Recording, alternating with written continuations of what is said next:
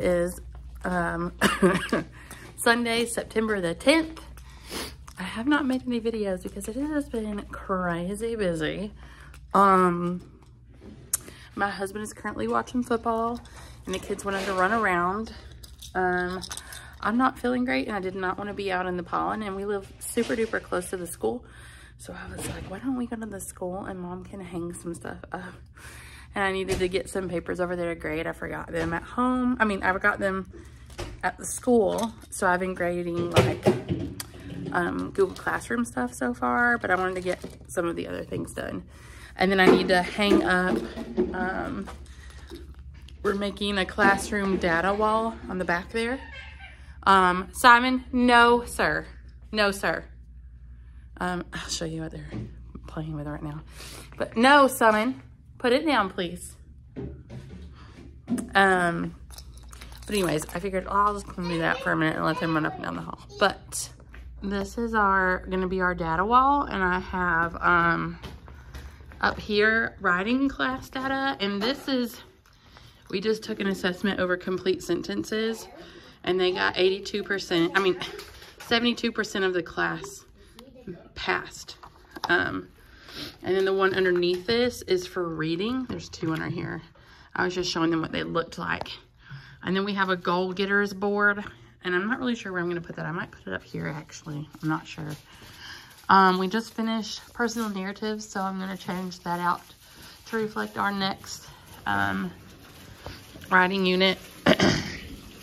This class has become very lived in since my last video, but I told one of my coworkers that I wanted to do pranks at school, and I came in today to see this. There was another one down here. She thought she's gonna get me. She thought she was gonna be slick. So I gotta come for her now. We'll see.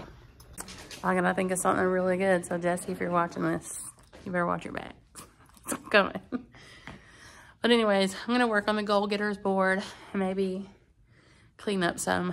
I don't really know. I get really short of breath right now, so we'll see what happens. No plans, no plans. Just get something done. So I haven't figured it out, but we have one of those poster printers here at school, and if I get it printed on the posters, they never lay flat. I don't know why. I don't know why, but we're just gonna accept it and move on. While I'm waiting for the hot glue to get warmed up again, I have like one of the cordless hot glue guns. So while I wait for it to get warmed up again, I'll show you a couple of the things that I've done since my last video that I really like. First are these cubbies. I got them from Amazon, but I don't remember what the company is. And I cricketed their numbers on them. That one's just backwards, and so is that one. Actually, let's turn it around. Until I got the Cricut letters, or the vinyl letters cut, I had just written the numbers on the other side.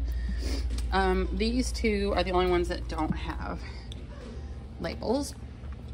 And then we made anatomy of a student box, and it tells them what should be in their box and their expectations, and that's been very helpful. I added that this week. We have started building on our robust word wall, and they put words that they found in books or that we find in read alouds that are just like extra nice to use. I've added the schedule since the beginning of school. Everything's kind of crazy. Let's see. Oh, over here, I don't know if this was up actually. My growth mindset stuff. And I had the anchor chart thing over here, but it was so stinking big. And we added a square for our friends that have a hard time with body control. And I moved the drawers that were in the calm down corner over here, and I'll tell you why. Because the caddies were not working. This group of kids just needs a little extra help with organization, which is totally fine. Everybody has different strengths and weaknesses. So the caddies are now gone. And then all of these materials that were in the caddies, I keep in the closet, and then I just get them out and lay them on this table or lay them out over here for when they're gonna need them. We added this table. This is my Parapro's work table for pulling small groups.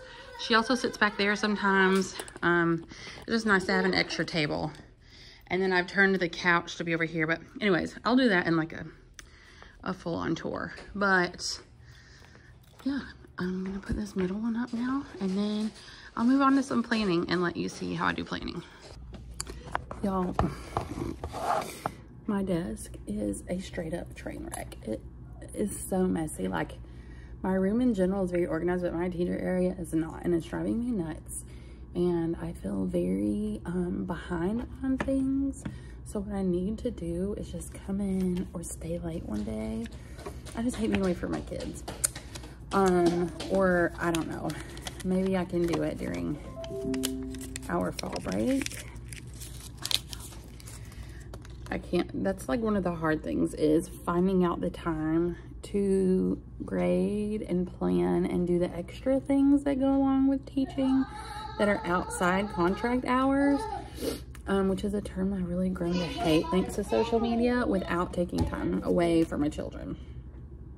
So let me show you what I'm planning right now. Okay, so here are my kids' independent work, and it has, first of all, it goes this way.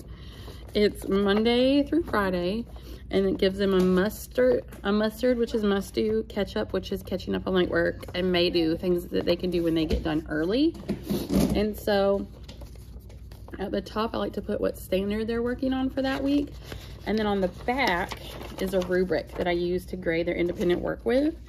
And I grade them based off of the mastery of the skill in the packet, their quality of work, their effort and attitude, and the level of completion. And so like this week we worked on complete sentences. And so there's complete sentences in here, and I think that's 2 of the days. I also add in word work. We do words their way in my class, and then they do vocab, like 1 word a day. And then I give them a social studies activity to do. And then Friday is typically catching up, and then flashlight Friday. So Monday and every day is word work. And then Monday and Tuesday are the grammar, and then, or the reading skill that we're working on.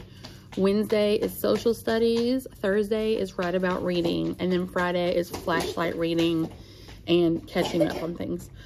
And then also Friday we do like a spelling test or vocabulary test, and then a test over their grammar topic or reading strategy topic. So far that's what we're doing. I started it officially last week, like setting it up that way, and it worked out really well, and they did really well like having this to cross it off. So it was a challenge for me. Hold on just a minute. Really, it's been a minute. I was gonna say, it's been a little bit of a challenge for me because I felt like I really got in the groove when I was teaching 4th grade before. And then I switched to high school, and that was a learning curve of like how to teach those kids, because obviously they have different maturity levels and capabilities and things. And then I felt like I had finally hit my groove in that, and then I quit and stayed home. And then I was with like babies and toddlers 24/7. And so it was kind of like readjusting. And now that I'm back into 4th grade, I feel like my expectations were way too high. And so now I'm just like kind of figuring out how to help them the best way, and what standards to hold them to, and all the things. So right now I'm working on getting their menu ready for this week, and then printing out all the work that's going to go in it, and then making copies. So let's get to it. Okay, so I have my packets all printed and ready. That has their word a day with a Frayer model for vocab, run-on sentences and fragments here. Oh man, I forgot to print out the assignment redos. That's okay. I have these I got from Tar Heels Teachers Pay Teacher, and so it matches up with Words Their Way sorts, and it's a word search, but there's no word bank, so the kids have to find the words, write them in their notebook and then try to figure out the pattern. And then I have their American Revolution packet that they will work on Thursday. The next thing that I need to do is, oh, and more of their packets are finishing printing right now. But the next thing that I need to do is print off some of their assignment resubmission packets, and I'll tell you what I did with that. I had a large amount of students that, and it's like this every year. It's not like a this year or this school or this age thing. It's every year, every school, every grade I've ever taught. The first like round of grades, there's either a lot missing or a lot that's not done like to the quality it needs to be done. And so, whoa, sorry, trying to log into my Canva. I made created a system that when a student receives a grade that they're unhappy with, whether it be failing or they would just like a higher grade, or if they didn't turn it in or something of that nature and they need to turn it in late, they're more than welcome to for totally full credit, except they have to complete this form and they have to get it signed by their parent, and then they have to do something along with it. So I'm gonna show you exactly the process that they have to go through in order to resubmit an assignment or redo an assignment after that time has passed. So, sign in with Google. Let me show you. So kids will have to fill out this form. They have to tell me what assignment they're redoing, why they're having to redo it, what learning practice they've done, and then their parents have to sign it, and they have to staple this to their resubmission.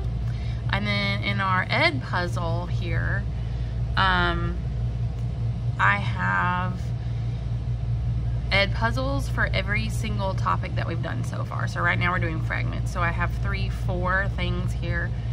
Last week it was complete sentences. Some of them I just make them watch, and then 4 types of sentences. So like this past week, I'm grading their complete sentence packet right now. So if they did not show mastery, they have to go back and watch this, or they can meet with me for a small group and then redo the assignment and complete this form before I'll regrade it.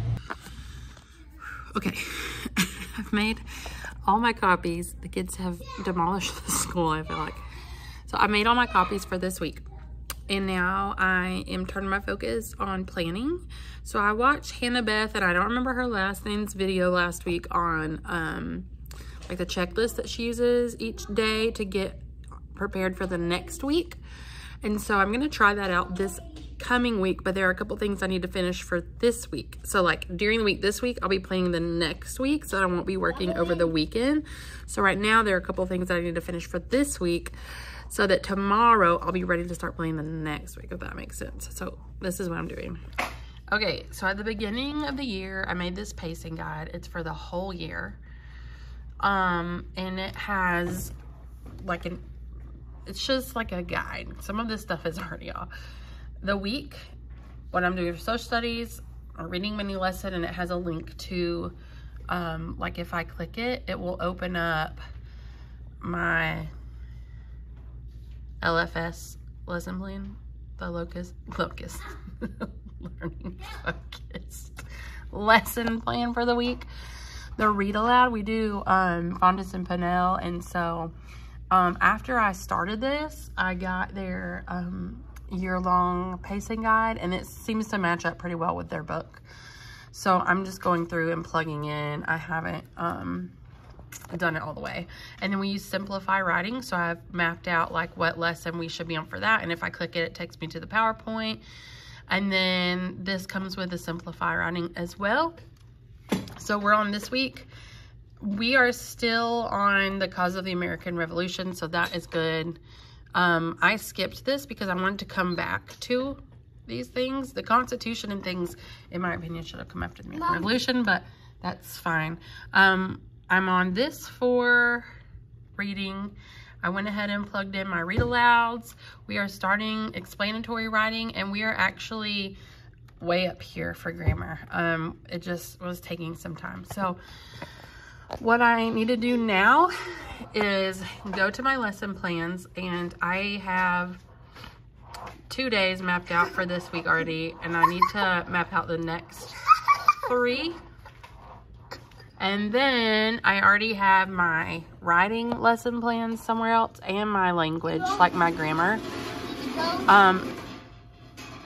And then if you scroll down, which up above this are my guided reading groups. So I just skipped over those. I'll show them to you in a minute and black out the kids' names. But, oops, this is in the wrong date. I didn't change it down here. I changed it up at the top. I just make a copy each week and then change the dates. Was it the 11th through the 15th?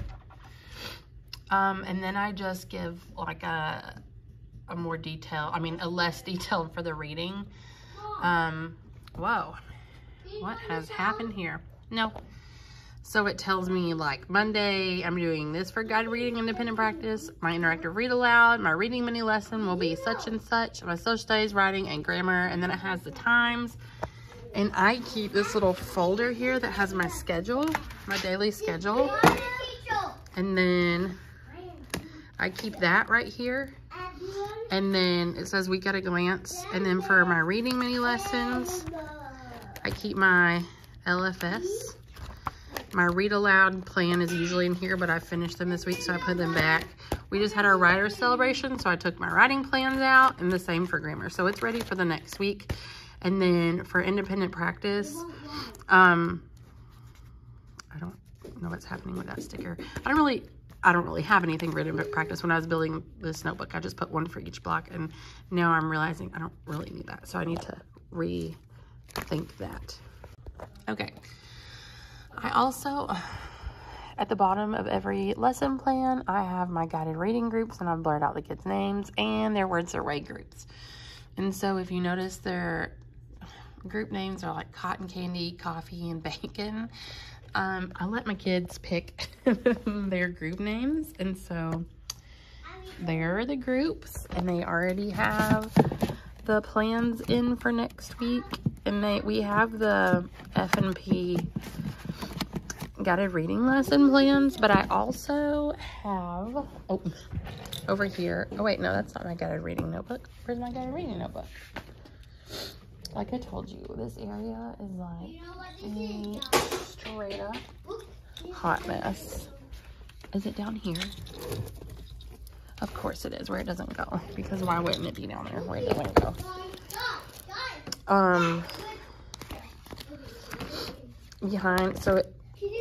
I'll link the person that I got this from, but it has like some resources up here. And then these are some that I've had for years and years and years, just like sentence stems. And then I'll put it on this one because it doesn't have any names, but I just read through the F&P one, and this is an early one, which I'm not using. But then I re-plan out the group. So we'll look at this one, and I just won't show you the other side because these are like, this one has the kids' names with the notes. So I'll cover their names, but it has a place that you can take notes while you do guided reading.